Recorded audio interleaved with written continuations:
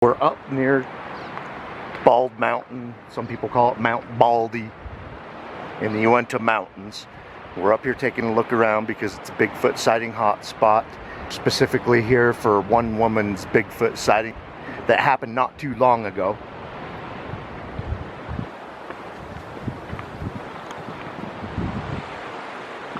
We'll show you guys around the area and we'll tell you about her Bigfoot sighting.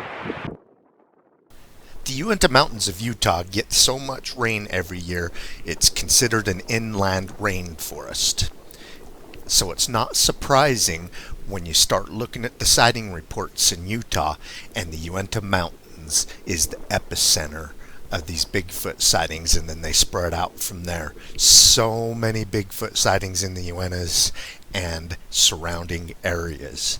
So this Bigfoot sighting was reported to us by a family that was out camping and had a good long look at this Bigfoot. Mama Giebler writes to RMSO. The camera is pointed at Mount Baldy or Bald Mountain. It's called both by people in Utah. Here's her report. We were camping up in the Uintas in August of 2014. I'm not sure of the exact day. It was a weekend just before school was to start up again. My husband and our 5 grandkids, we were camping right next to Bald Mountain, about 250 yards. There were a few other campsites occupied also. We went up on a Thursday. We decided just to sit around and relax a bit. It was about 2 p.m. We had grabbed a sandwich on the way up, so we were all going to go for a hike. My husband said everyone do a bathroom break, so he went into the shower toilet tent we had set up, and me and the kids were just sitting in some chairs by the fire pit. It was then my 13-year-old granddaughter said, "Look at that running on the hill." I looked up and saw what I thought was a large man in a black jogging suit with a hoodie sort of jogging down an incline. I called to my husband that something must have happened.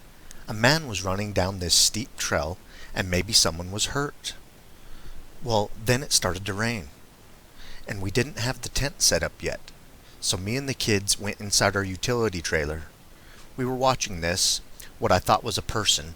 He was still going down this ridge. My husband was still unavailable, and getting annoyed at me for telling him to come look. Then the grandkids were all fighting to look out the door and to spot whatever was going on. It was at that moment I realized what we were watching, when my granddaughter started getting scared and said, "He's watching us." So I turned back to the hill and saw this figure watching us. It just stood there, looking back at us, and then after a few minutes, it looked like it had just sat down. I was watching it and trying to get the kids to settle down. It had stopped raining, and I decided to try and spot it with the telescope. We had taken it out and covered it so that we could look at the stars later that night. Well, the telescope didn't work. Everything was a blur. And of course, we didn't pack any binoculars. Anyway, me and the girls were a little uneasy, so we slept in the utility trailer on an air mattress. My husband slept on a hammock, and there the boys slept in the tent. I was still very unsure of what we saw, but I didn't sleep well that night. The next day we got up, and we were the only campsite there, which we thought was strange, because it was only Friday. Anyway, we weren't sure if we had to pay for the campsite, and then we drove up there and weren't any envelopes to drop the money in. So my husband and one of the boys went down to the road, about 12, to pay. As they came back up the road, they saw hundreds of people on the mountain ridge with cameras. When I saw some hikers on the same ridge, I knew it wasn't a regular person we had been watching the day before. He was twice as tall, and even his thighs were enormous compared to these other hikers. So we decided it was time to go find another campsite, elsewhere down the mountain, and so we did. Funny thing was, we set camp and slept. When we woke up, all the 5 or more of the campsites had got up earlier and left. We were the only ones there. We didn't talk about it because we didn't want to scare the kids, but I was a little freaked out about the whole ordeal. We stayed one more night and came home. We didn't go camping at all the next year. We went last year to the other side of Bald Mountain. It was a lot quieter. I only know I will not go camping or hiking without my binoculars again.